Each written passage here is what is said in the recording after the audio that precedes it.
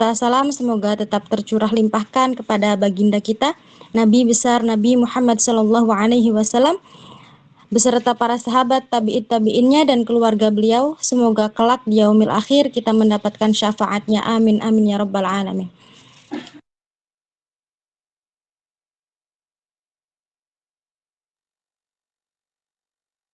Hari ini, dan saya ingin mengucapkan terima kasih banyak kepada Kak Dewi selaku pemateri kita pada malam hari ini yang telah bersedia meluangkan waktunya di sela-sela kesibukannya dan bersedia membagi ilmunya untuk kita semua di sini.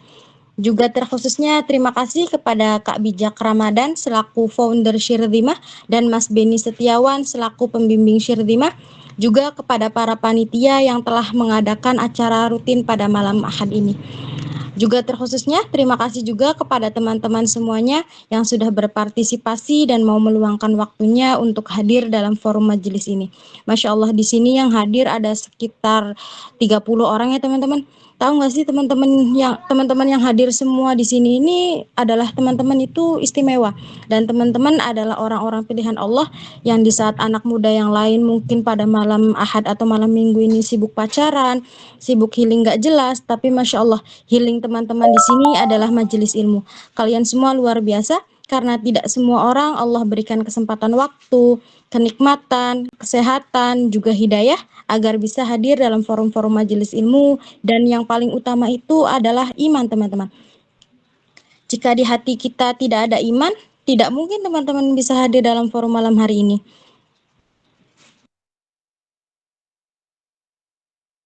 Kan ada beberapa adab yang harus diperhatikan dalam bermajelis. Yang pertama adalah menggunakan pakaian yang rapi serta menutup aurat. Lebih afdolnya mungkin dalam keadaan berwudu dan menghadap kiblat. Jika teman-teman yang mau on cam, boleh banget teman-teman, asalkan tadi ya menutup aurat. Yang kedua, siapkan catatan untuk mencatat materi yang akan disampaikan. Dan yang terakhir, jangan live sembarangan. Mungkin itu adalah beberapa adab yang harus diperhatikan dalam bermajelis. Oke, lanjut, saya izin bacakan susunan acara kita pada malam hari ini ya teman-teman. Yang pertama adalah pembukaan, yang kedua adalah perkenalan pemateri, yang ketiga adalah penyampaian materi, yang keempat sesi tanya jawab, dan yang kelima doa dan penutup. Itulah beberapa rangkaian acara kita pada malam hari ini. Baik, kita buka forum kajian pada malam hari ini dengan mengucapkan basmalah bersama-sama. Bismillahirrahmanirrahim.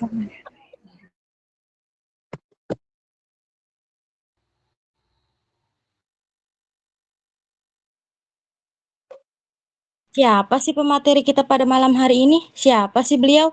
Teman-teman di sini mungkin sudah ada yang tahu atau sudah ada yang follow IG beliau, tapi di sini saya coba bacakan sedikit CV tentang beliau agar teman-teman lebih kenal lagi sama beliau, karena ada pepatah mengatakan tak kenal maka ta'aruf. Jadi kita ta'arufan dulu. Untuk nama beliau, nama lengkap beliau adalah Kak Dewi Puspitaloka. Beliau adalah seorang gadis dari Makassar, Sulawesi Tenggara. Keseharian beliau adalah seorang aktivis dakwah online dan offline. Selain itu, beliau juga adalah seorang volunteer volunteer pada komunitas pengajaran di kota Kendari yang bernama Sultra Island Card, yang mana kegiatannya adalah melakukan pengajaran pada anak-anak pesisir, bukan hanya sekedar mengajarkan, tapi juga bergerak untuk mengedukasi dan menginspirasi. Untuk riwayat pendidikan beliau, yang pertama adalah SDN 2 Una AH, yang kedua adalah SMPN 3 Wawotobi, lalu SMKS Kesehatan Mandonga, Ponpes Ibnu Mas'ud Kendari, Ma'had Imam Ahmad Kendari, dan yang terakhir adalah University Safwa, Mesir.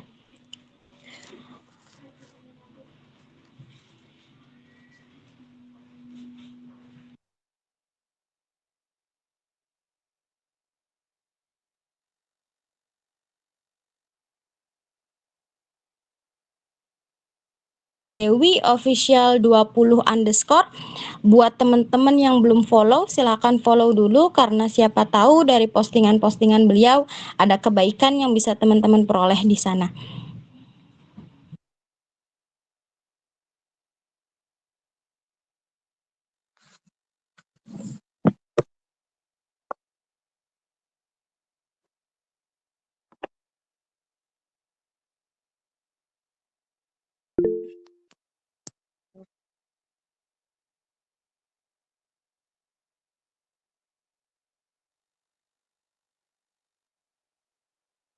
hari ini.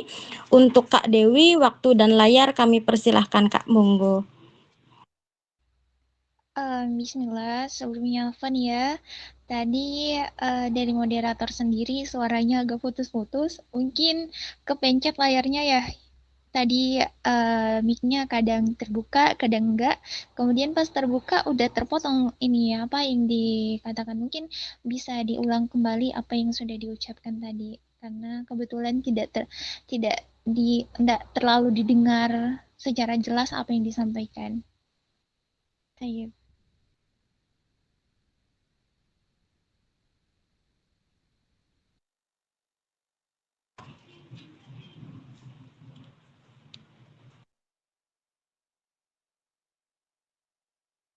Dewi, mau dimulai dari awal atau bagaimana?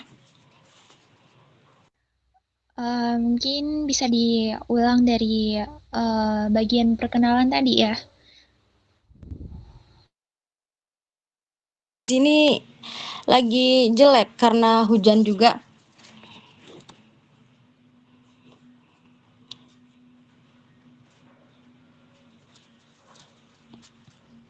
Oh, jadi seperti itu. Taib, labas-labas insya Allah. Jadi sekiranya kita boleh langsung lanjut saja ya langsung kepada materi kita. Karena qadarullah juga tadi jaringan dari moderator sendiri agak agak sedikit terganggu ya.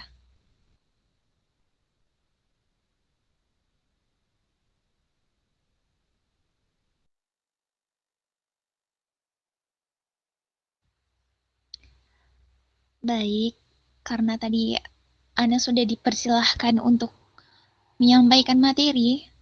Oke, sebelum itu Ana mau cerita sedikit ya. Tunggu, Ana buka dulu ya. Bismillahirrahmanirrahim. Assalamualaikum warahmatullahi wabarakatuh. Waalaikumsalam warahmatullahi wabarakatuh. Waalaikumsalam warahmatullahi wabarakatuh. Saya sebelumnya Ana mau ucap banyak terima kasih ya kepada para jajaran admin atau moderator atau pengurus-pengurus dari komunitas ini yang telah mempercayai saya untuk mengisi materi pada malam hari ini. Namun sebelumnya maaf seribu maaf, kedarullah mungkin untuk kajian kali ini tidak Ananda on cam dulu. Kedarullah tadi sepanjang hari ini dalam perjalanan, kemudian ketika di perjalanan tadi itu ada sedikit kejadian atau mungkin problem kecelakaan sedikit yang mengakibatkan mata saya agak merah jadi nggak untuk malam ini nggak on cam dulu nggak apa-apa ya kali. Iya Kak, nggak apa-apa. Baik, syukran. Alhamdulillah. Untuk materi hari ini yaitu ridho terhadap takdir Allah. Sebenarnya kalau untuk dibilang kajian, ya ini juga sebagian dari kajian, tapi di sini Ana cuma mengajak bagaimana kita untuk kita sharing begitu, kita saling sharing. Kalau misalnya uh, pada saat pada saat Ana menyampaikan materi atau Ana menyampaikan sesuatu, kalau misalnya ada yang mengganjal, boleh silahkan silahkan uh, mic-nya di dibuka atau silahkan langsung bicara ya. Karena kadang kalau seperti ini, kalau cuma untuk kayak angkat tangan, itu kadang tidak tidak terlihat di layar Ana begitu. Baik, mengenai ridho terhadap takdir Allah. Bentar ya teman-teman. Sebelum itu, seharusnya kita harus tahu dulu apa sih ridho itu. Jadi kalau kita mengarah atau mencari tahu tentang apa arti dari ridho, ridho sendiri itu adalah kalau ridho itu adalah kita mempercayai dengan sungguh-sungguh bahwa apa yang menimpa kita, baik suka maupun duka, adalah yang terbaik menurut Allah. Dan apapun yang telah digariskan oleh Allah kepada hambanya adalah sesuatu yang berdampak baik pula bagi hambanya. Jadi itu adalah definisi definisi ridho yang sesungguhnya teman-teman.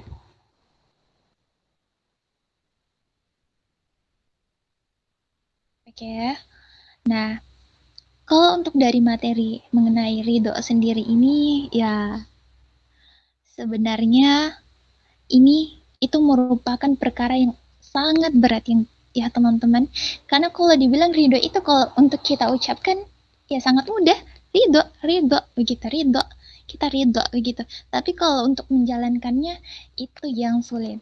Kalau untuk sekedar diucapkan ya gampang gitu. Tapi kalau untuk kita menjalankan itu sepertinya sulit begitu. Untuk menerima itu sangat sulit begitu. Kenapa saya katakan bahwa ridho ini merupakan perkara yang amat berat? Karena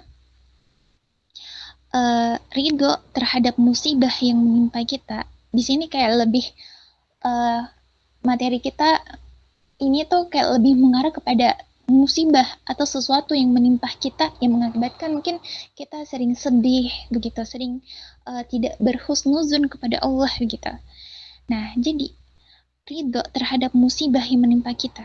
Nah, karena untuk bisa ridho terhadap musibah yang menimpa kehidupan kita itu memerlukan kepada keyakinan. Jadi memerlukan keyakinan yang kuat kepada Allah Subhanahu wa taala. Jadi yakin bahwa semua yang Allah tentukan pasti tidak lepas dari ilmu Allah. Dan ilmu Allah Subhanahu wa taala itu teman-teman yang mencakup segala sesuatu dan yakin bahwa apa yang telah Allah tentukan untuk dirinya insya Allah itu yang terbaik. Musibah-musibah kadang-kadang ya teman-teman, musibah-musibah yang menimpa hidup kita pasti di sana ada maslahat-maslahat yang Allah inginkan dari kita. Seperti menggugurkan dosa-dosa kita, mengangkat derajat kita. Maka ketika kita yakin dengan perkara ini, maka insya Allah kita akan berusaha untuk ridho terhadap ketentuan yang Allah berikan kepada kita. Seperti apa yang telah disampaikan oleh Rasulullah Shallallahu Alaihi Wasallam yang artinya yang pertama kali Allah ciptakan adalah pena, kemudian Allah memerintahkan, maka ia pun mencatat apa yang terjadi sampai hari kiamat. Maka dari itu, ini itu perkara yang harus diyakini teman-teman. Semua kaum muslim, siapapun dia, wajib meyakini bahwasanya segala sesuatu telah Allah catat, telah Allah takdirkan. Kembali lagi saya katakan ke teman-teman, siapapun dia, entah dia tuh adalah seseorang yang kaya raya, seseorang yang miskin mungkin, entah itu seorang bupati, seorang presiden, selagi dia adalah orang yang muslim, dia beragama Islam, maka dia wajib untuk meyakini bahwasanya segala sesuatu yang telah Allah catat adalah yang telah Allah takdirkan juga, kemudian telah ditentukan sampai hari kiamat. Maka ini menunjukkan akan kesempurnaan ilmu Allah dan kesempurnaan kekuasaannya. Karena ilmu Allah Subhanahu wa taala teman-teman itu sangat luas dan tidak terbatas. Allah mengetahui apa yang terjadi, yang akan terjadi, apa yang akan terjadi, apa yang sudah terjadi, maupun apa yang sedang terjadi sampai hari kiamat. Allah mengetahui semuanya. Allah mengetahui perkara yang paling maslahat untuk hamba-hambanya. Allah yang mengetahui hikmah-hikmah di balik semua ketentuan dan takdirnya. Maka kewajiban seorang hamba teman-teman adalah untuk senantiasa apa? Senantiasa yakin, senantiasa ridho, senantiasa sabar dalam menghadapi semua ketentuan yang Allah berikan kepada dia. Bukan berarti tidak berusaha ya teman-teman. Beriman kepada takdir justru mengharuskan kita untuk usaha. Apa contohnya? Misalnya nih, ini tadi ya, justru ini tuh mengharuskan kita untuk usaha. Salah besar bila kita beriman kepada takdir menyebabkan kita tidak mau berusaha. Misal nih, contohnya apa sih Kak? Secara akal manusia saja ya teman-teman. Misal nih, kita lapar. Apabila kita lapar misalnya, lapar itu kan adalah takdir Allah. Tapi apakah di saat kita lapar, kita berdiam diri? Apakah di saat kita lapar, kita berpangku tangan, tidak mau berusaha? Tentu ini adalah sesuatu yang suatu pekerjaan yang bodoh kalau bisa dibilang teman-teman. Ini adalah kebodohan. Masa kita lapar kita harus berdiam diri sih? Karena jangan mentang-mentang kita ini percaya dengan takdir Allah, kita tidak berusaha. Nah, maka dari itu, ketika kita lapar, kemudian kita percaya bahwa ini adalah takdir Allah, kemudian masa iya kita tidak mau mencari makan di saat lapar dengan alasan ini sudah takdir, tidak apa-apa, ini takdir dari Allah begitu. Itu salah besar teman-teman. Sementara kewajiban kita di saat kita lapar adalah berusaha untuk mencari makan. Di saat kita makan dan kita kenyang, maka di saat itu pula teman-teman, itu takdir juga untuk kita.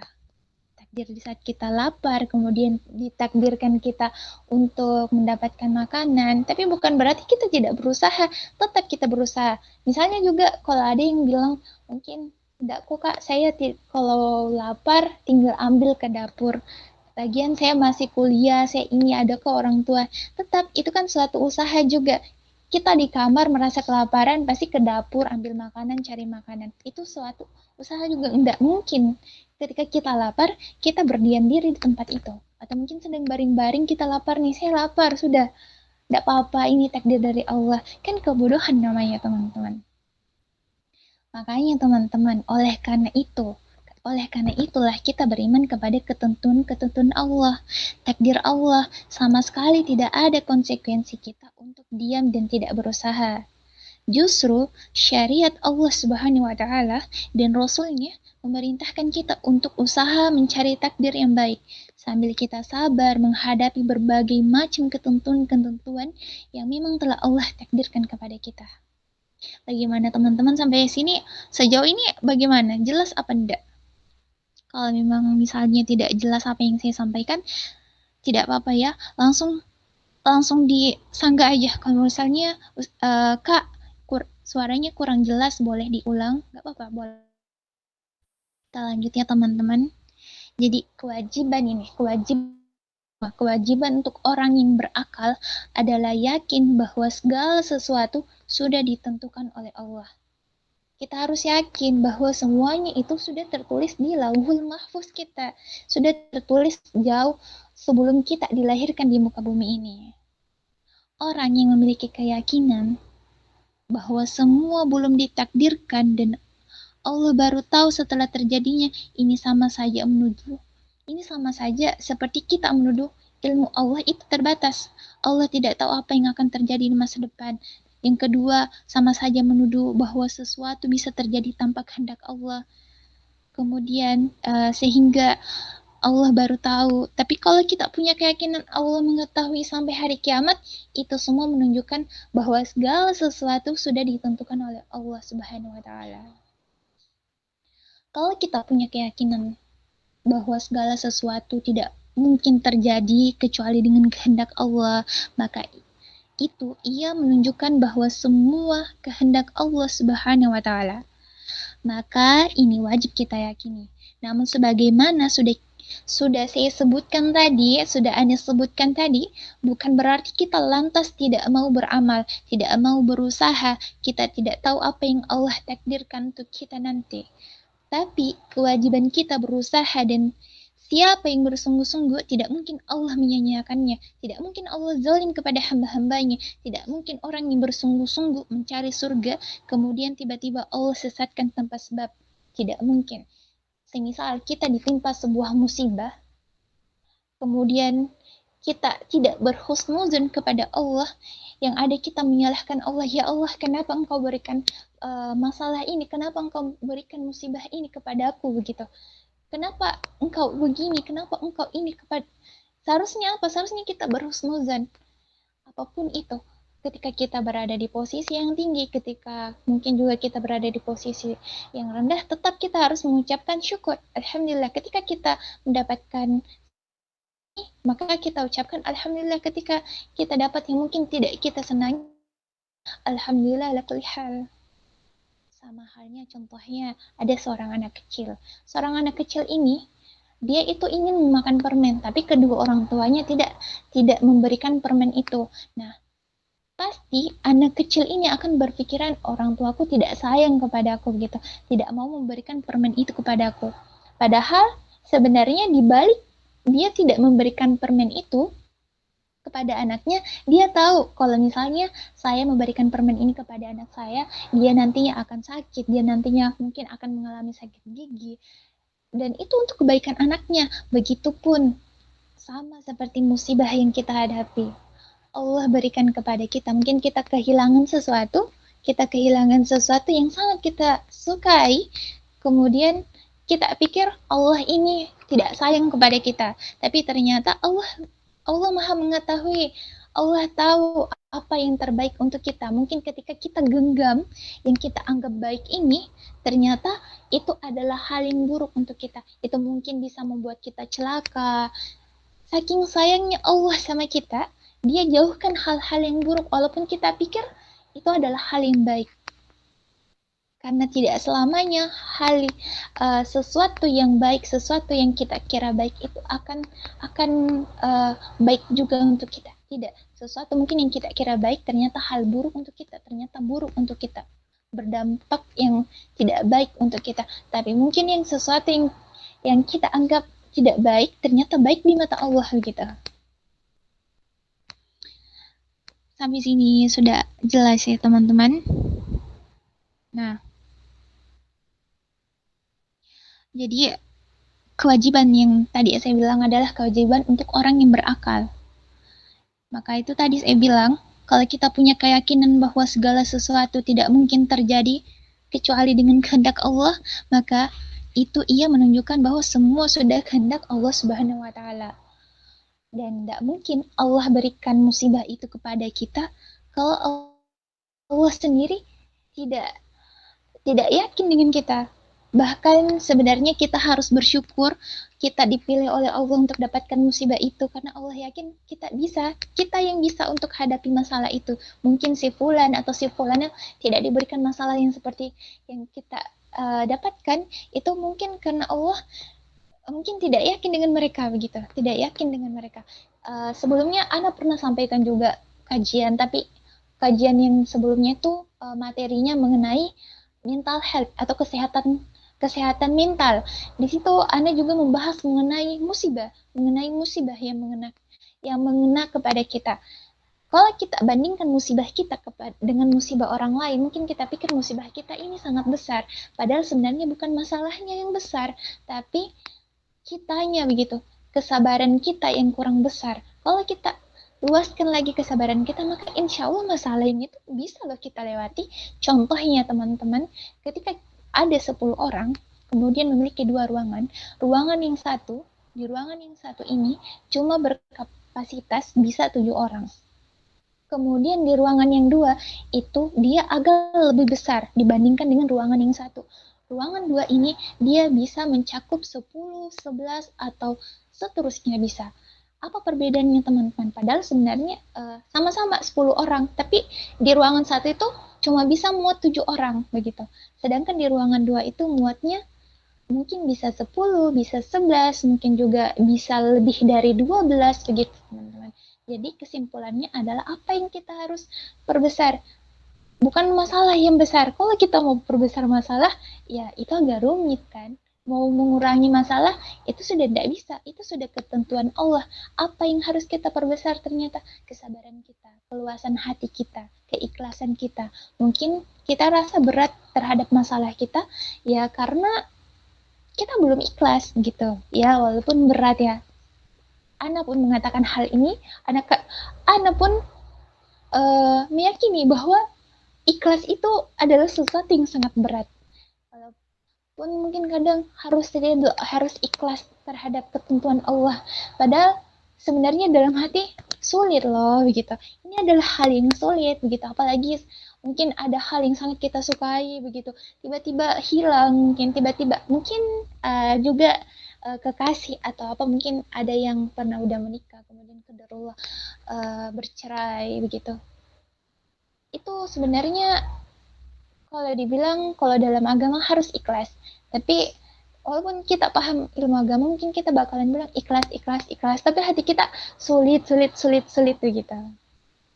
Tapi selagi kita percaya, insya Allah Allah bakalan bantu kita. Dan kita harus percaya bahwa Allah bakalan ganti apa yang sudah hilang, apa yang uh, sudah tidak ada untuk kita miliki, itu bakalan diganti dengan hal yang lebih baik. Harus percaya tuh teman-teman, harus. Kita harus percaya. Dan kita harus percaya juga bahwa kita bisa melewati masalah yang kita hadapi gitu. Allah pun katakan di Quran surah Al-Baqarah di ayat terakhir bahwa tidaklah seorang hamba itu diberikan suatu musibah melainkan sesuai dengan batas kemampuannya. Allah sendiri pun yakin kepada kita, lantas kenapa kita harus ragu dengan diri kita? Allah sendiri yang bilang, kamu bisa. Makanya saya kasih masalah ini. Contoh kecilnya, kalau misalnya kalian merasa, teman-teman merasa, saya tidak bisa hadapi masalah saya ini terlalu berat begitu. Coba kembali melihat masalah yang pernah teman-teman lalui, yang pernah mungkin teman-teman hadapi. Pada saat itu, pasti pernah teman-teman berpikir, ini masalah terlalu berat. Tapi, buktinya, sampai sekarang, teman-teman bisa kan lewati. Jadi tetap kita berhusnuzan kepada Allah, berhusnuzan juga kepada diri sendiri bahwa I can do it. Saya pasti bisa. Allah pun yakin saya bisa, kenapa saya harus ragu gitu. Maka itu tadi saya bilang teman-teman, maka ini wajib untuk kita yakini. Namun sebagaimana sudah tadi saya sebutkan, bukan berarti kita tidak mau beramal, kita tidak mau berusaha, kita tidak mau tahu apa yang Allah takdirkan untuk kita nanti. Gitu.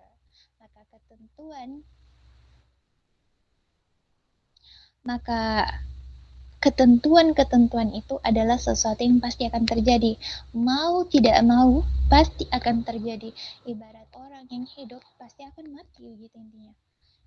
Ibarat orang yang hidup, pasti akan mati. Mau tidak mau, pasti akan mati. Kalau memang sudah Allah takdirkan, sehebat apapun kita untuk lari dari penyakit mungkin, kalau misalnya kita ditakdirkan untuk sakit, pasti kita akan sakit.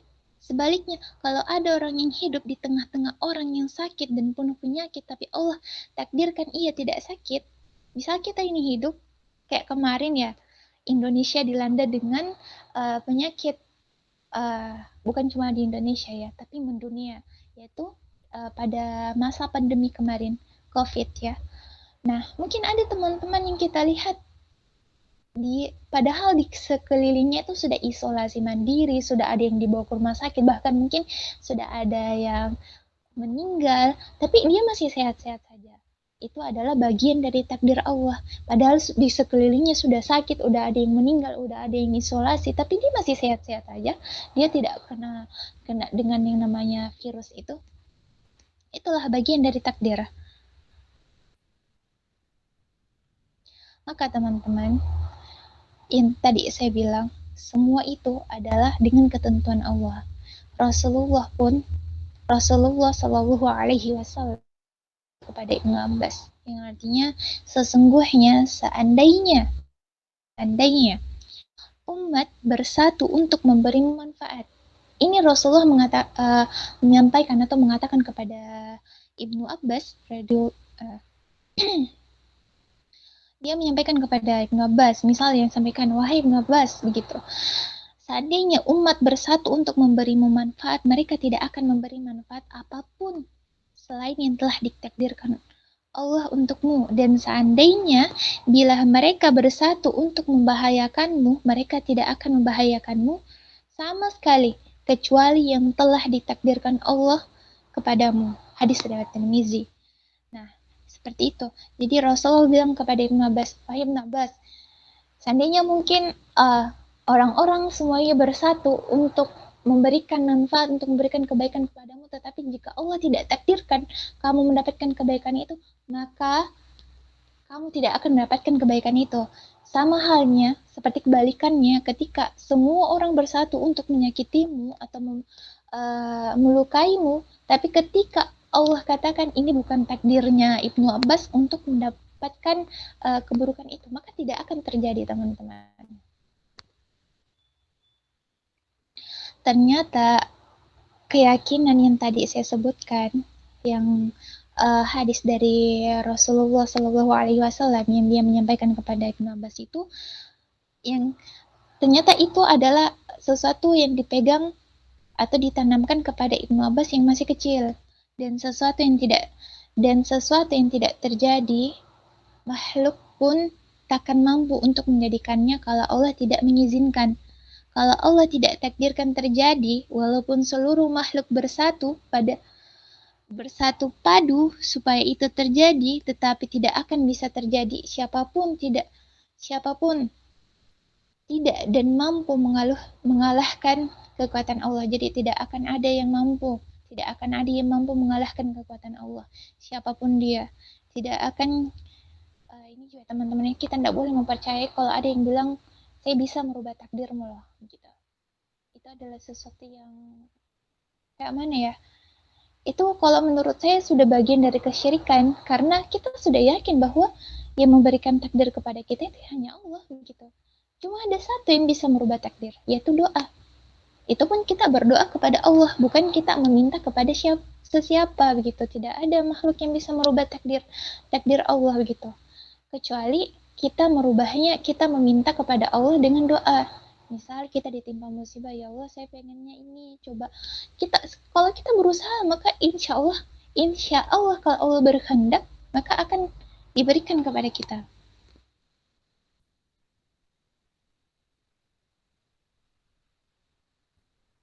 Kalau suatu waktu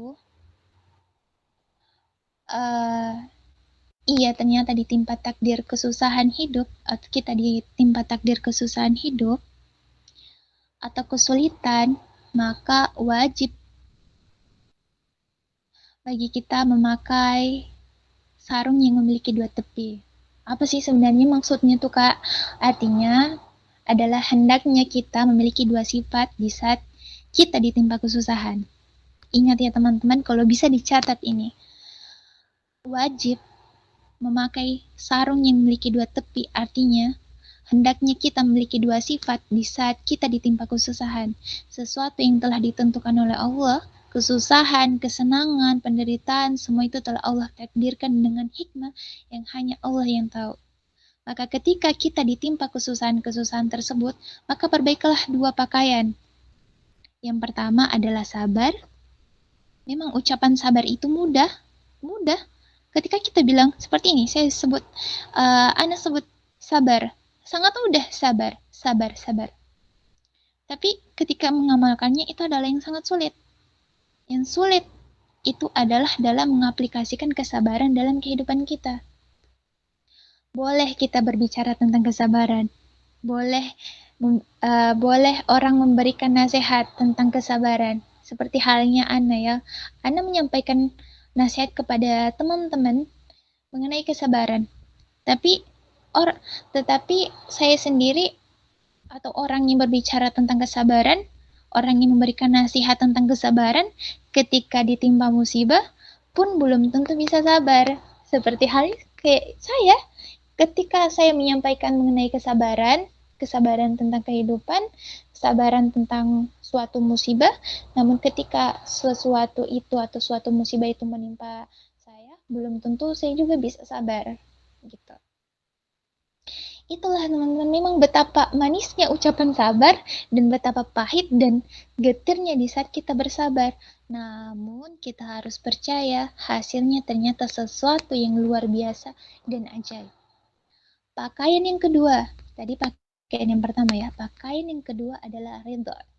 Ridho dengan ketentuan Allah Subhanahu wa taala, supaya dengan ridho itu sempurna pahala yang kita dapat. Tuhan, dia diberikan pahala yang sempurna.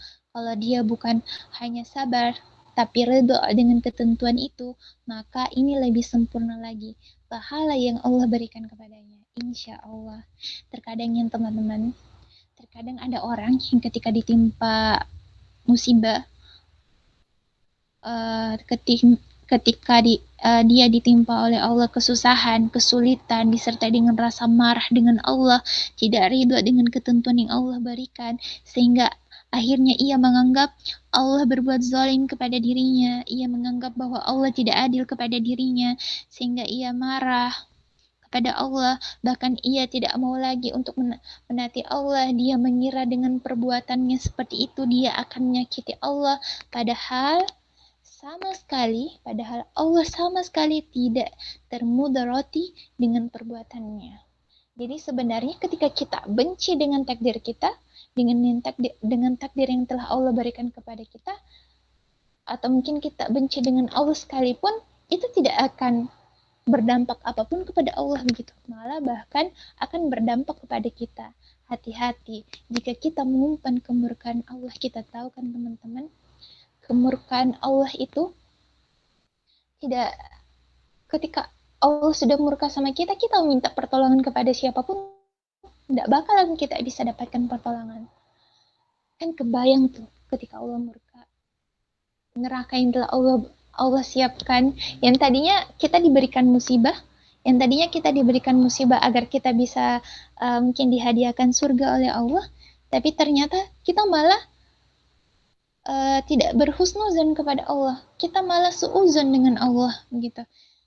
Jadi jangan sampai ya ketika kita ditimpa musibah kita mengatakan, ya Allah kenapa seperti ini, kenapa sih begini, kenapa begini.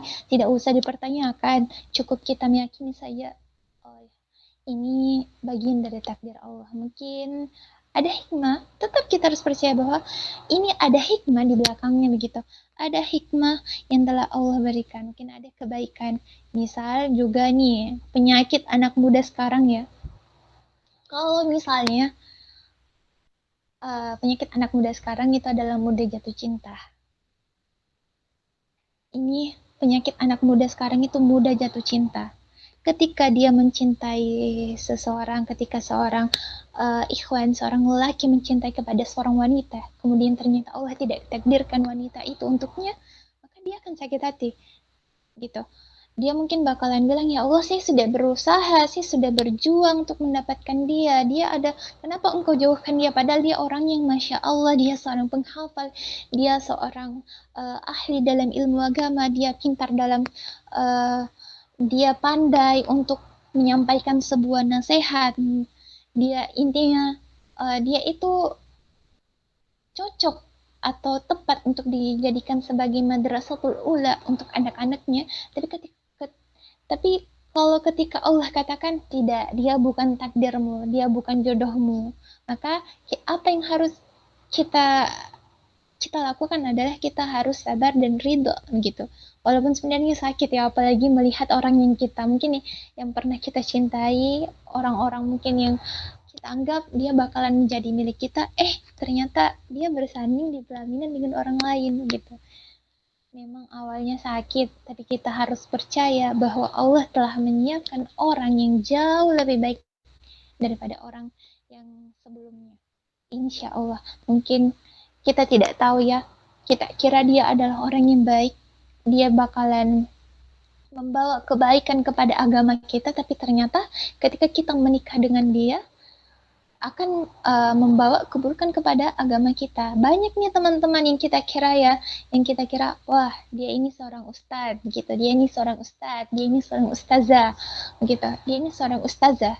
Nah, dia baik untuk agamaku begitu, tapi ternyata setelah kita mungkin melakukan pendekatan dengan dia, kok banyak kita bertolak belakang dengan dia, karena sekarang kita tahu bahwa telah banyak fitnah yang bertebaran. Kita sudah tidak tahu nih sebenarnya mana sih yang benar gitu. Jangan jauh-jauh ketika ada sebuah hadis itu, jangan pernah kita, kalau Ana sih sekarangnya lebih takut untuk menyampaikan sebuah hadis. Ana lebih suka untuk menyampaikan sebuah dalil atau perkataan dari Allah, karena kalau perkataan dari Allah kita bisa mengecek langsung di dalam Al-Quran. Namun ketika hadis, kita bukan seorang yang ahli di bagian, mungkin kita bukan seorang yang ahli di dalam bagian ilmu hadis gitu. Sedangkan hadis itu kita harus tahu kebenarannya lagi. Nah, mungkin kembali lagi ya, ketika kita mengira ini adalah orang yang baik, ini adalah seorang ustadz, ini adalah seorang ustazah, namun ketika kita berusaha untuk mendekatinya, namun ternyata kita banyak bertolak belakang. Ketika kita ingin meluruskan, Itu hal yang sulit sebenarnya kalau orang sudah memiliki keyakinan sendiri ya. Banyak di luar sana Ana lihat mereka berteman sama-sama menimba ilmu agama, tapi ternyata mereka saling bertolak belakang. Kenapa bisa saling bertolak belakang?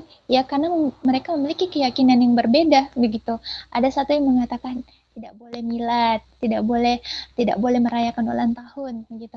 Namun yang satunya mengatakan di dalam Islam tidak apa-apa gitu. Dalam Islam tidak apa-apa karena ada juga bahkan ada ya yang mengatakan Liza, katanya tidak boleh melakukan hal ini di zaman Rasulullah tidak ada. Sebenarnya boleh kalau dalam soal ibadah memang tidak boleh ketika Rasulullah tidak lakukan, maka tidak boleh untuk kita lakukan. Tapi kalau misalnya menyangkut hal dunia, kayak misalnya ada yang mengatakan begini, kenapa pakai mobil? Sedangkan di zaman Rasulullah, di zamannya Rasulullah dulu itu belum ada mobil begitu.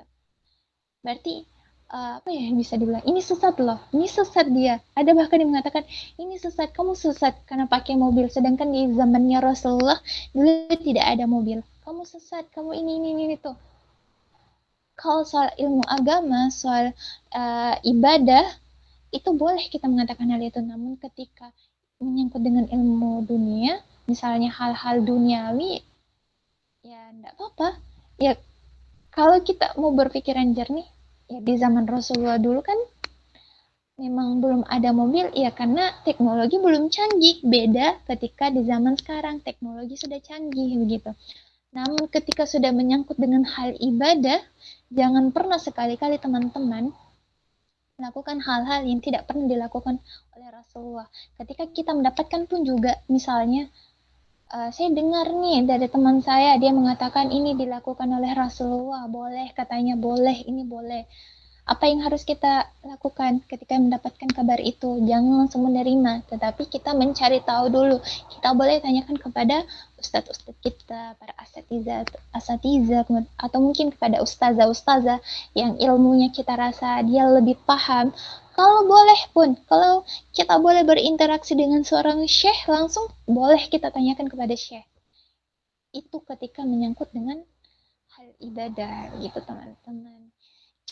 Jadi ya, so inti daripada inti kajian kita pada malam hari ini mengenai ridho dengan ketentuan Allah adalah memang tidak sulit untuk sabar dan ridho terhadap takdir yang Allah berikan kepada kita, namun kita harus percaya bahwa ketika kita sabar, ketika kita ridho, maka insya Allah apa balasannya nanti itu adalah hal yang mungkin tidak akan kita kira-kira banyak. Alhamdulillah di luar sana teman-teman yang banyak berikan motivasi juga kepada Ana.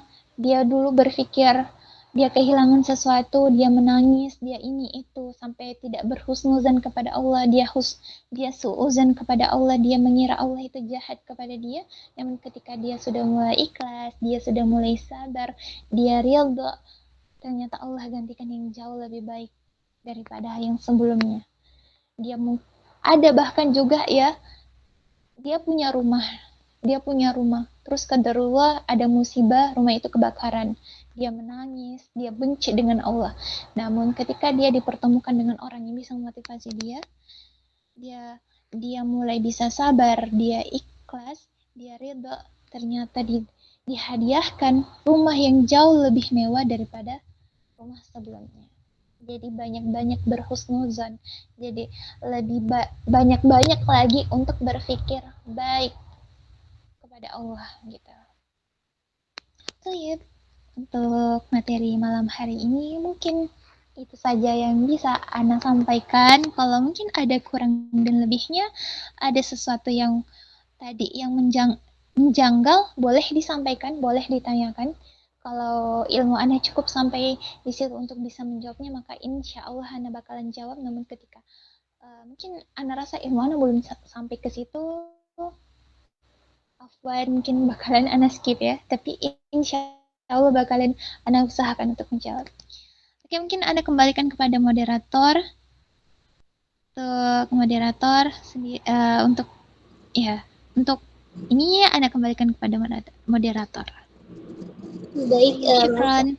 Afwan Kak, Masya Allah. Izin ambil alih ya Kak, karena Kak Ade tadi sinyalnya kurang bagus, takutnya putus-putus lagi nanti. Jadi Ya, gitu ya. Bas. Oke, jadi gitu ya teman-teman. Jadi kalau kesimpulannya gini menurut saya, jadi kalau menurut Allah itu baik, maka itulah yang terbaik untuk kita gitu. Tetapi jika menurut kita baik, belum tentu itu baik menurut Allah teman-teman. Dan yang oh, dan yang tertakar itu tidak akan pernah tertukar teman-teman. Bukan masalah, sebenarnya bukan masalahnya kita yang besar, tetapi kesabaran kitanya itu yang kurang luas dan kurang besar. Jadi dalam menghadapi suatu musibah atau masalah, mungkin kita lebih sabar lagi dalam menerima semua ketetapan Allah, karena tidak ada satu takdir pun yang buruk yang Allah tetapkan kepada kita. Jadi intinya semua takdir Allah itu baik, gak ada yang buruk, tergantung bagaimana kita menyikapinya, gitu teman-teman. Oke baik, mungkin teman-teman di sini ada yang mau bertanya. Mungkin ada yang belum paham apa yang Kak Dewi sampaikan tadi, bisa bertanya via on mic atau mau bertanya kalau di kolom chat boleh. Di sini udah sebelumnya Kak Dewi ini pertanyaannya mau dibatasi berapa? Kalau dari saya pribadi sih bebas, Masya Allah bebas. Insya Allah tergantung dari moderator, karena moderator yang memimpin kan. Jadi Baik baik tergantung dari komunitas saja. baik Kak. Ini sudah ada yang on mic, yang say hand. Untuk Kak Iliana bisa pertanyaannya Kak. Assalamualaikum warahmatullahi wabarakatuh. Waalaikumsalam warahmatullahi wabarakatuh. Sebelumnya Kak Dewi apa kabar? Alhamdulillah nabi khair. Wa anti kaifa haluk? Alhamdulillah baik. Semoga Kak Dewi selalu dalam lindungan Allah dan terima kasih untuk materi pada malam hari ini. Izin bertanya ya Kak. Saya tuh masih bingung, apakah ikhlas dengan takdir Allah dan ridho dengan takdir Allah itu dua hal yang sama? Jika itu dua hal yang sama, apa persamaannya? Dan jika itu dua hal yang berbeda, apa perbedaannya Kak? Terima kasih. Baik, Masya Allah. Syukran ya. Ini pertanyaannya mau langsung dijawab atau kita kumpul dulu? Boleh langsung dijawab saja Kak. Ya, tadi ikhlas dengan takdir Allah, kemudian tadi dengan ridho dengan takdir Allah.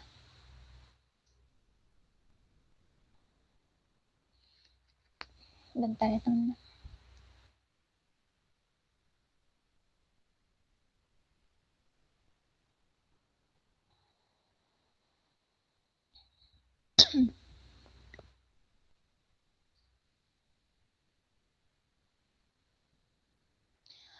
Baik, baik, baik. Kalau untuk dari saya pribadi sebelumnya jazakillah khairan untuk pertanyaannya dan untuk doanya tadi jazakillah khairan. Semoga apa yang didoakan hal baik kembali pula kepada anti. Kalau untuk mengenai ikhlas, ikhlas dengan ridho itu sama saja. Ketika kita ridho dengan takdir atau ikhlas terhadap takdir, ya sama saja. Kesamaannya apa sih Kak? Ya sama ketika ini. Ikhlas itu kan ibarat ikhlas dengan sabar itu beda ya. Sabar itu dia lebih kayak udah ya udahlah gitu kayak enggak. Kalau sabar itu ya sudah kayak begitu. Kalau sedangkan kalau ikhlas itu beda lagi. Ikhlas dengan sabar itu beda. Nah, tapi kalau ikhlas dengan ridho itu sama. Apa kesamaannya? Yang pertama, itu yakin. Yakin dengan ridho itu adalah hal yang sama. Kemudian, kemudian yang kedua, tadi saya bilang yakin. Kemudian yang kedua itu adalah berpikir positif. Berpikir positif sama ketika ridho ketika kita sudah ridho, ketika kita sudah ikhlas, maka kita harus yakin. Nah, ketika kita sudah ridho, sudah ikhlas juga kita maka kita harus berpikir positif kan, berarti kita sudah berpikir positif. Kalau misalnya kita sudah ikhlas atau sudah ridho, ya pasti hasil dari husnuzan kita kepada Allah. Kemudian itu tadi, disclaimer ya teman-teman, kalau ridho dengan takdir dan ikhlas dengan takdir itu sama saja, sama-sama menerima takdir dengan ikhlas. Karena ridho itu adalah menerima takdir dengan ikhlas, ridho begitu, ridho, ikhlas menerima begitu. Kemudian yang ketiga itu adalah selalu memohon pertolongan kepada Allah. Jadi kalau sudah ikhlas berarti sudah menyerahkan itu kepada Allah. Sama ketika ridho, saya sudah ridho gitu, saya sudah ridho Kak, saya sudah ridho ya Allah, berarti saya sudah memberikan pertolongan, saya sudah memberikan semuanya kepada Allah gitu, terserah begitu. Kayak ibarat kita ya udahlah terserah Allah mau, Allah terserah Allah saja bagaimana baiknya. Itu artinya kita sudah ikhlas, sudah ridho begitu. Mungkin kalau kurang jelas boleh ditanyakan lagi. Itu sekian dari saya.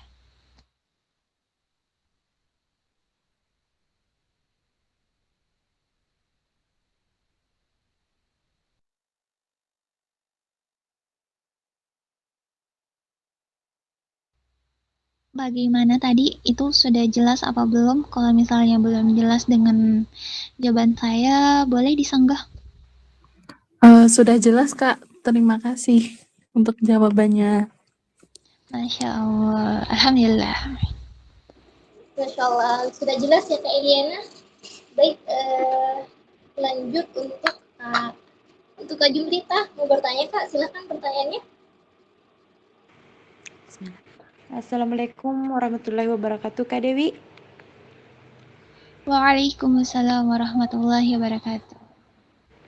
Sebelumnya izin bertanya Kak mengenai tentang hubungan antara mental dengan sabar.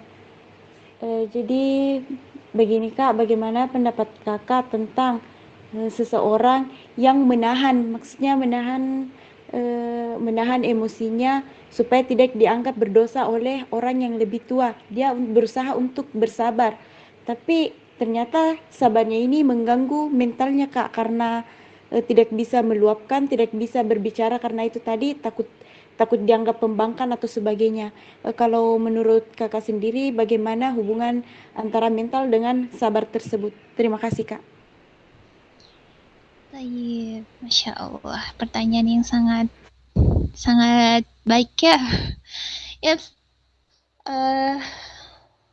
betul, ini kita sangat butuh ilmunya nih. Terkadang juga saya pribadi sangat sulit untuk sabar ketika ada yang lebih tua daripada saya. Dia mungkin kita rasa kita ingin menyampaikan sesuatu yang lebih benar, namun dia menganggapnya kita bantah dia katakan.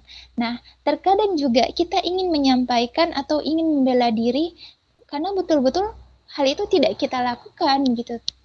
Hal itu tidak kita lakukan, namun kita ingin berbicara kepada orangnya, atau mungkin kita ingin membantah tapi takutnya nanti jatuhnya kepada dosa. Namun ketika tidak disampaikan dapat merusak mental gitu. Ya, betul, ada keterkaitan antara sabar dan kesehatan mental. Memang itu keterkaitannya sangat erat. Jika kita tidak bisa bersikap sabar saat kondisi seperti tadi, maka hidup akan terasa lebih berat. Mungkin juga kita akan rasa dalam hidup kita akan kayak tiba sikap yang mudah cemas, mudah panik hingga putus asa begitu. Itu adalah salah satu ciri-ciri rusaknya mental. Kita mudah panik, kita mudah cemas, sampai kita tidak percaya diri. Itu salah satu atau mungkin itu bagian dari rusaknya mental kita. Lantas bagaimana kita harus bersikap ketika kita dihadapkan dengan situasi yang seperti tadi, ketika kita ingin membela diri kepada orang yang lebih tua. Kalau kita rasa itu tidak sampai menyeleneh begitu, kalau tidak sampai yang namanya mungkin kalau untuk yang kepada yang lebih tua, kalau tidak menyeleneh, tidak dapat menimbulkan fitnah dari orang lain, maka lebih baik kita diam saja begitu. Tidak apa-apa. Kalau untuk soal kesehatan mental kita serahkan saja kepada Allah. Ya Allah, saya sabar, saya ikhlas, saya ridho begitu, saya ridho dengan apa yang sudah terjadi. Namun ketika kita rasa ini sudah sangat menyeleneh, tidak apa-apa kita sampaikan gitu. Kita sampaikan saja kepada orang tersebut, namun kita harus pandai untuk memilah-milah kata begitu. Ingat, ada ketika berbicara kepada yang lebih tua. Jangan sampai kita lupa adab tersebut. Namun kalau misalnya itu sudah menyeleneh atau sudah apa ya namanya menyimpang, kita harus sampaikan gitu. Kita harus sampaikan. Namun ketika mungkin kita rasa ini tidak sampai menyeleneh juga, ya udah enggak apa-apa begitu, sabar saja, ikhlas. Apalagi kalau sama orang tua kita sendiri, ya orang tua bakalan di situ saja. Orang tua enggak bakalan benci pada anaknya begitu. Namun kalau misalnya nih, ini tips juga untuk teman-teman yang merasa mentalnya rusak atau bagaimana, perbanyak saja zikir. Ingat, zikir itu bisa memperbaiki mental loh. Ketika kita rasa saya ingin menyuarakan pendapat saya gitu, namun dia lebih tua, saya takut. Kalau misalnya kita takut suara kita atau apa yang akan kita sampaikan itu bisa melukai hati orang tersebut, lebih baik kita zikir, kita beristighfar saja. Astagfirullah, kita ulang lagi astagfirullah. Tidak apa-apa ketika dia mengatakan hal ini itu kepada kita, namun kayak kita rasa takutnya kita yang malah menyakiti hati mereka. Lebih baik tidak apa-apa kita yang tersakiti. Kalau memang mental kita rusak, jangan juga terlalu mudah untuk mengatakan takutnya nanti mental saya rusak begitu, enggak apa-apa. Kita harus ingat, masa dengan diri sendiri tidak yakin, harus yakin kepada Allah. Itulah tadi yang seperti saya sudah sebutkan sebelumnya. Yakin begitu. Istighfar saja mungkin perbanyak zikir. Insya Allah, Allah sendiri yang akan tenangkan hati kita. Allah sendiri yang bakalan atur. Semuanya seperti yang tadi saya bilang ya, semuanya itu sudah ditentukan oleh Allah. Dan ketika kita berdoa memohon kepada Allah, sudah serahkan semuanya kepada Allah, maka insya Allah mungkin yang tadinya kita tidak bakalan selesai begitu, ternyata Allah selesaikan. Allah yang tunjukkan kepada mereka. Kita cukup minta saja pertolongan kepada Allah, banyak-banyak meminta pertolongan kepada Allah. Namun satu kuncinya adalah ikhlas, ridha, sabar.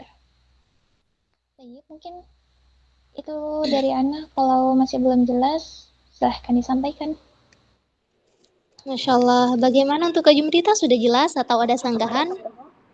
Alhamdulillah, terima kasih Kak Dewi atas jawabannya. Saya sudah pahami apa yang disampaikan oleh Kak Dewi. Terima kasih. Masya Masya Allah. Allah, sama-sama.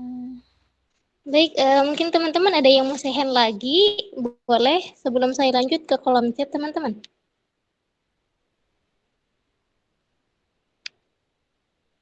Nggak ada yang mau say hand ya? Oke, tak lanjut di kolom chat. Ini ada pertanyaan dari Kak Nurdia. Assalamualaikum Ustazah, maaf izin bertanya. Pikiran buruk itu termasuk takdir atau ujian? Karena akhir-akhir ini yang terlintas di pikiran aku tuh tentang hal buruk. Bahkan kalau aku nutup mata, bayangan hal buruk itu tercipta atau terlintas seperti nyata. Silahkan Kak.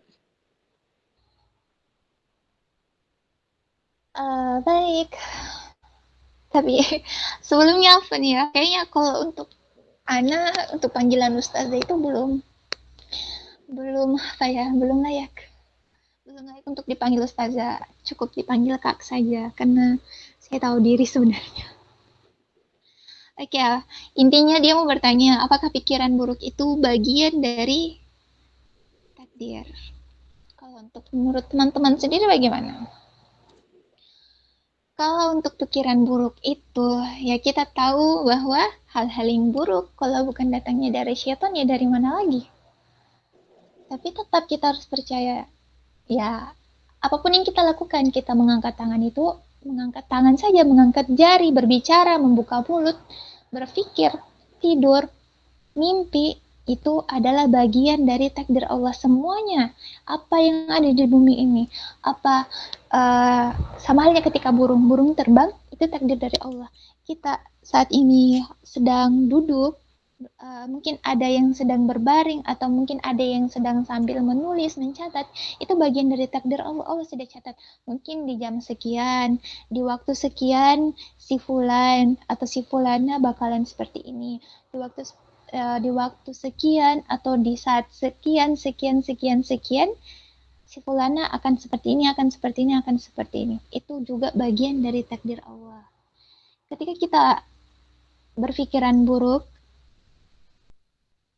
terhadap sesuatu, ya kita kembalikan kepada Allah. Kita harus banyak-banyak istighfar juga sih sebenarnya. Zikir, karena itu bagian dari syaitan. Syaitan yang menggoda kita untuk berpikiran buruk. Padahal sebenarnya kita harus banyak-banyak berhusnuzon, apalagi berhusnuzon kepada Allah. Itu. Baik. Masya Allah, gitu ya Kak Nurdia. Karena Allah itu tergantung bagaimana prasangka hambanya Kak. Jadi sebisa mungkin kita harus berhusnuzon kepada Allah Kak. Ada tanggapan dari Kak Nurdia atau sudah cukup Kak?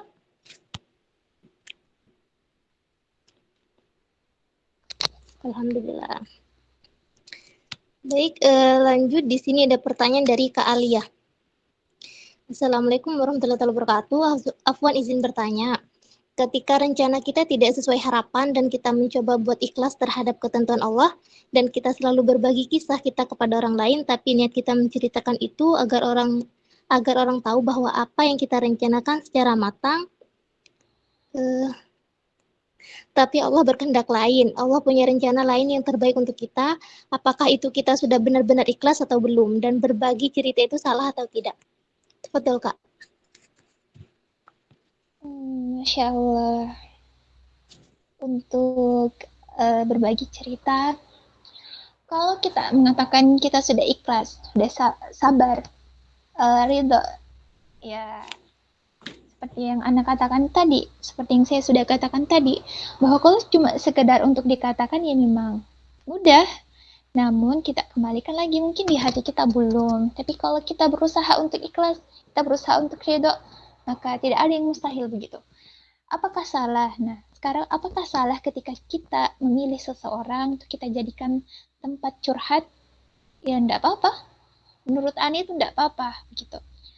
Selagi kita percaya bahwa orang itu bisa membawa kebaikan ketika kita curhat, misalnya nih, kita curhat sesuatu begitu, kita disakiti oleh seseorang, ketika kita curhat kepada teman kita, mungkin teman yang kita rasa dia itu dekat pada kita begitu, kita curhat ke teman kita, enggak apa-apa begitu kita curhat. Tidak apa-apa, ya namanya mencari solusi, mungkin bisa diberikan solusi. Namun ketika kita harus juga pandai-pandai memilah teman. Takutnya ketika kita curhat seperti itu, malah kita dikompor-kompori, kita dikasih tahu ini itu begitu.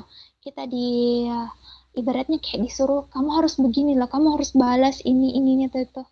Atau mungkin mengenai sesuatu hal lain atau musibah begitu. Kita harusnya pandai memilih teman yang kita rasa dia itu bisa memberikan jalan keluar, atau mungkin kita bisa sharing kepada teman. Itu enggak apa-apa kalau kita percaya sama beliau, asalkan tadi kita harus benar-benar yakin bahwa tempat kita curhat ini adalah orang yang amanah begitu, dan dia itu bisa membawa kebaikan untuk kita gitu, yang tidak malah membawa keburukan untuk kita. Tapi kita kembalikan lagi bahwa semuanya kita ini adalah manusia biasa. Adapun manusia biasa, tidak ada yang tidak pernah luput dari namanya kesalahan. Tidak ada yang tidak pernah melakukan kesalahan, tidak ada yang tidak pernah melakukan dosa begitu. Adapun mungkin dikira adalah seorang motivator, bisa menyampaikan ini dan itu, mungkin bakalan dikira adalah orang yang sangat baik karena menyampaikan ini dan itu. Terkadang pun kalau datang syaitan menggoda, ya kalau tergoda ya bakalan melakukan kesalahan. Namun ketika kita ingat ada orang yang baik ya, manusia yang baik, ketika dia sadar dia melakukan suatu kesalahan, dia bakalan bertobat kepada Allah. Entah itu hal yang kecil maupun hal yang besar, kalau dia sadar, maka wajib untuk bertobat kepada Allah. Itu jadi intinya tidak apa-apa. Tayyib. Masya Allah. Bagaimana untuk Kak Alia? Kak Alia masih ada di sini? Oh, Masya Allah, baik. Baik, Kak. Selanjutnya ada pertanyaan dari Kak Alma Finika. Assalamualaikum Kak, mohon maaf saya di luar tema. Boleh nggak Kak di luar tema ini? Boleh. Oh, baik. Ingin bertanya tentang puasa Rajab yang dikatakan bahwa hadis yang menyatakan pahala pada puasa tersebut adalah hadis Rasul, itu bagaimana Kak? Waalaikumsalam warahmatullahi wabarakatuh. Tadi saya baca ulang ya, mohon maaf saya di luar tema. Bahas insya Allah. Saya ingin bertanya tentang puasa Rajab. Yang dikatakan bahwa hadis yang menyertakan pahala pada puasa tersebut adalah hadis palsu. Bagaimana Kak? Sejauh ini, Anda rasa kalau untuk puasa Rajab itu ya boleh begitu. Tapi kalau untuk mengatakan hadis yang palsu, berarti kita harus mencari lagi sumbernya. Gampang kalau sebenarnya kita mau tahu itu hadis yang palsu apa enggak. Kita harus lihat lagi riwayatnya. Kalau misalnya riwayatnya terputus, maka itu berarti hadisnya palsu. Namun ketika kita lihat riwayatnya dia tidak terputus, atau kita misalnya nih ada yang meriwayatkan dan kita tahu si periwayat ini banyak atau dia itu banyak yang ketahui bahwa dia adalah seorang yang bisa dipercaya apa yang dia katakan begitu, maka ya tidak apa-apa kita percaya. Namun kalau dia mengatakan seperti misalnya dikatakan itu adalah hadis yang palsu, wajib untuk kita mencari sumbernya gitu. Wallahu a'lam apakah palsu apa tidak, tapi kalau untuk puasa Rajab sendiri itu tidak apa-apa, insya Allah gitu. Bagaimana untuk Kak Alma Finika? Sebenarnya untuk hadis itu sendiri tergantung sanadnya ya Kak ya. Kalau sanadnya itu nyambung kepada Rasulullah, berarti itu hadisnya hadis sahih. Gitu. Tergantung pada sanadnya itu sendiri. Gini, afwan sebelumnya. Kalau untuk dari sanad, memang kalau hadis semuanya pasti bakalan mengatakan ini dari Rasulullah. Namun itu kembali kita lihat seperti yang bilang katakan tadi, seperti yang Anda katakan tadi bahwa kita lihat riwayatnya. Kalau yang mengatakan itu dia terkenal sebagai seorang yang pendusta, maka ya bisa jadi wallahu a'lam itu adalah hadis yang palsu. Namun kalau kita rasa kayak misal ada beberapa hadis itu yang diriwayatkan misalnya dari hadis riwayat Muslim, itu insya Allah sahih. Baik. Bagaimana untuk Kak Alma? Baik. Ini ada pertanyaan dari Kak Raihanun. Assalamualaikum Kak. Kasih tips dong Kak agar selalu husnuzan kepada Allah dan selalu ridho dengan takdirnya. Waalaikumsalam warahmatullahi wabarakatuh. Kasih tips dong Kak agar selalu husnuzan pada Allah dan selalu ridho dengan takdirnya. Kalau untuk mengatakan tips, gimana ya? Ya sebenarnya untuk ridho itu adalah hal yang sangat sulit. Namun kalau kita mau berusaha, insya Allah mudah, insya Allah bisa. Intinya kita banyak-banyak berhusnuzon. Gimana caranya agar kita selalu berhusnuzon kepada Allah? Ya kita harus banyak-banyak mendekatkan diri dengan Allah. Contohnya yang tadinya mungkin kitanya ini jarang melakukan sholat sunnah atau sering menunda-nunda sholat, ya kita harus perbaiki lagi. Kita harus perbaiki lagi sholat kita. Kalau kita sudah semakin dekat kepada Allah, maka kita akan lebih mudah untuk berhusnuzon kepada Allah. Sip. Bagaimana untuk Kak Raihanun, sudah jelas? Atau udah sanggahan Kak? Jelas ya insya Allah ya. Ini ada pertanyaan dari Kak Zulfa. Assalamualaikum warahmatullahi wabarakatuh. Apa nih ingin bertanya Kak, kalau misalnya kita mengeluh atas apa yang terjadi, padahal kita sudah berusaha untuk ikhlas, apakah itu artinya kita belum sepenuhnya ikhlas dengan apa yang telah terjadi?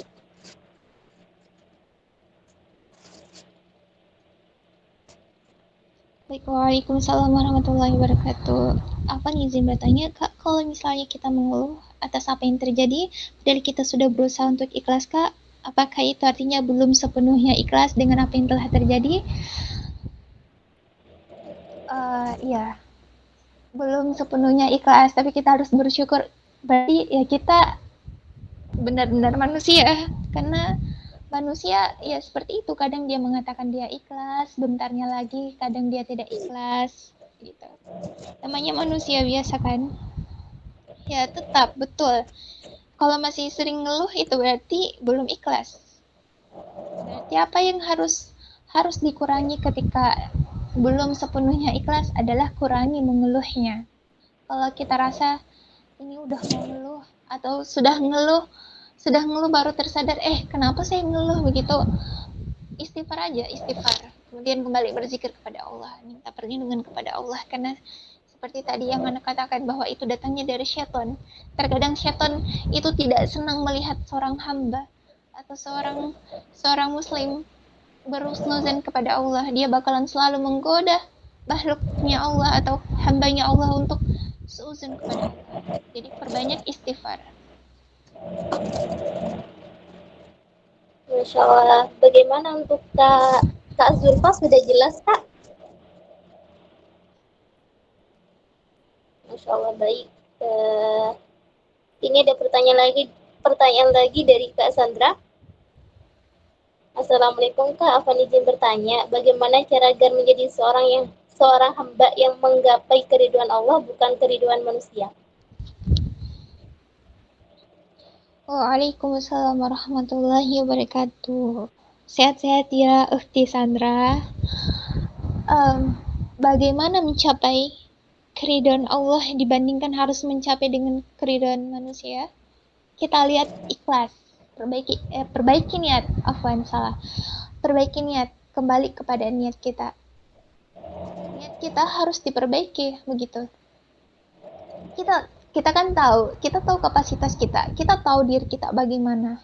Kalau kita rasa apa yang mau kita lakukan ini itu malah ibaratnya kayak hanya untuk mendapatkan keriduan manusia. Kita tahu kan mana yang ketika kita mencapai sesuatu itu hanya karena untuk mendapatkan keriduan manusia dibandingkan untuk mendapat keriduan Allah, maka kita harus perbaiki niat. Harus diniatkan lillahi ta'ala. Harus kita niatkan karena Allah begitu. Semuanya itu tergantung niat, kembalikan kepada niat. Niat tidak boleh karena manusia.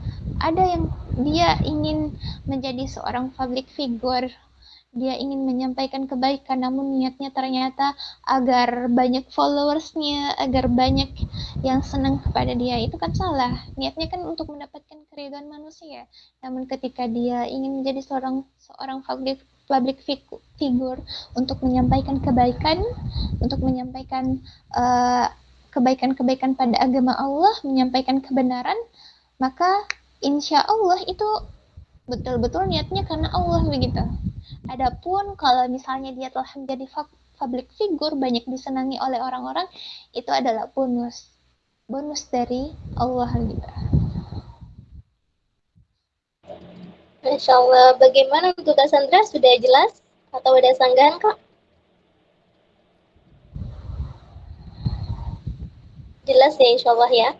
Di sini ada, Masya Allah, baik Kak. Di sini ada satu pertanyaan lagi Kak dari Kak Fitria. Assalamualaikum Kak, mohon maaf, boleh nanya gimana kita bisa percaya diri? Mungkin tips untuk bisa percaya diri Kak. Waalaikumsalam warahmatullahi wabarakatuh.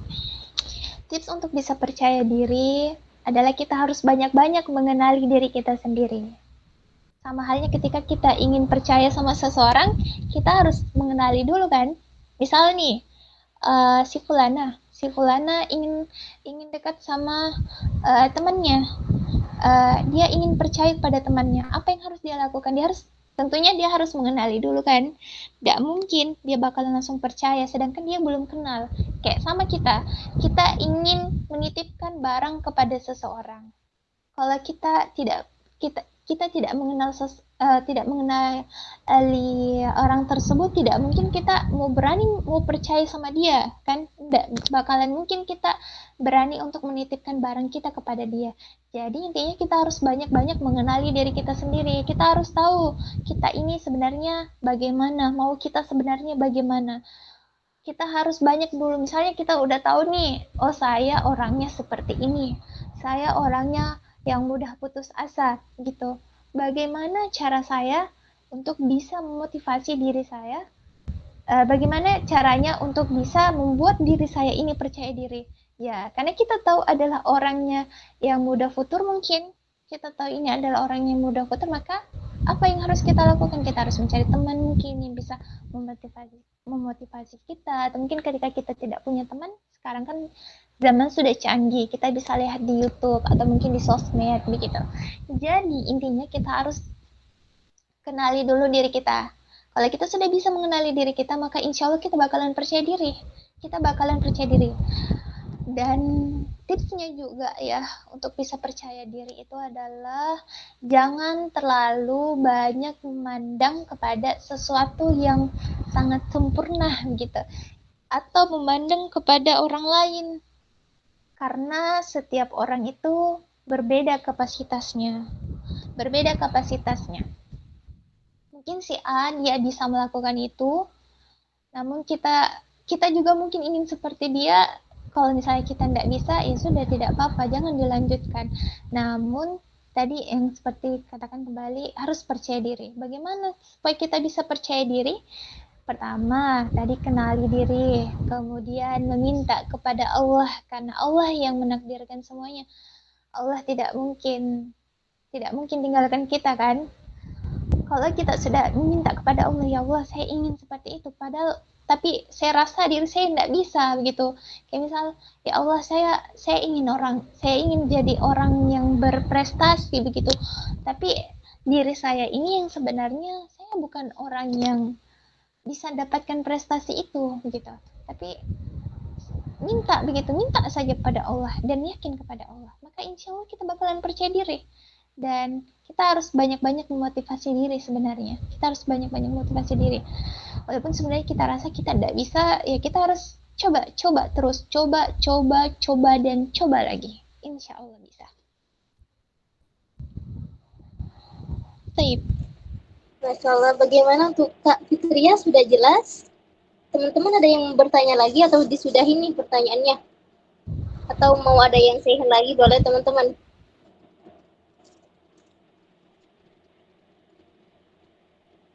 Oke, sepertinya nggak ada lagi ya Kak ya. Baik, mungkin karena sudah agak terlalu malam, kita bisa lanjut ke acara berikutnya. Baik. Masya Allah. Jazakallah khair Kak atas materi dan jawaban-jawabannya. Semoga apa yang Kakak sampaikan tadi pada malam hari ini bisa menjadi ladang pahala jariah untuk kakaknya. Amin. Dan itulah ya teman-teman ya, jawaban atas pertanyaan teman-teman semuanya. Uh, dan semoga dengan adanya sesi tanya jawab tadi membuat teman-teman tuh lebih paham dengan akan materi kita pada malam hari ini. Dan jangan lupa, ilmu yang kita peroleh pada malam hari ini tuh harus kita amalkan di kehidupan sehari-hari kita teman-teman. Alhamdulillah tak terasa kita sudah di ujung acara. Selesai sudah kajian kita pada malam hari ini. Dan untuk sesi selanjutnya yaitu doa dan penutup Kak. Dan mungkin untuk doanya bisa Kakak yang memimpin, lebih afdalnya. Untuk aneh ya, untuk doa penutup. Iya Kak. Bentar ya teman.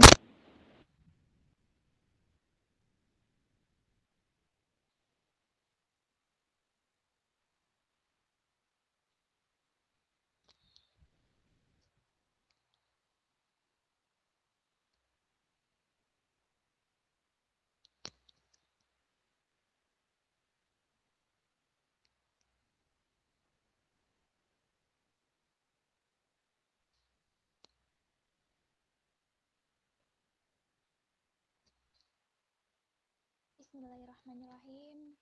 Ya Rabbana, ya Rabbana, ya Rabb, ya Rabbana, ya Rabbana tarafna linnana tarafna wa annana asrafna ala lazu ashrafaf ala ala ala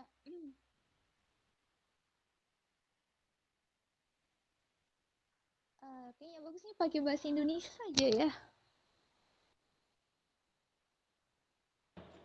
Iya kan, nggak apa-apa, bebas.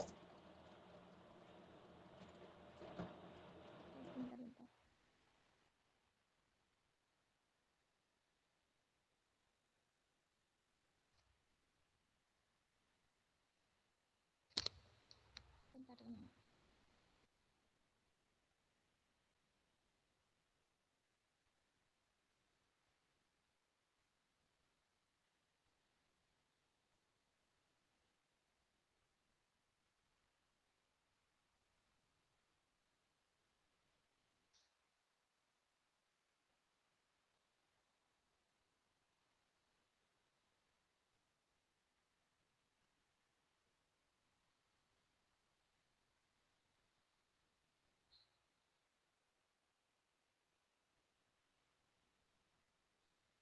Oke, bismillah.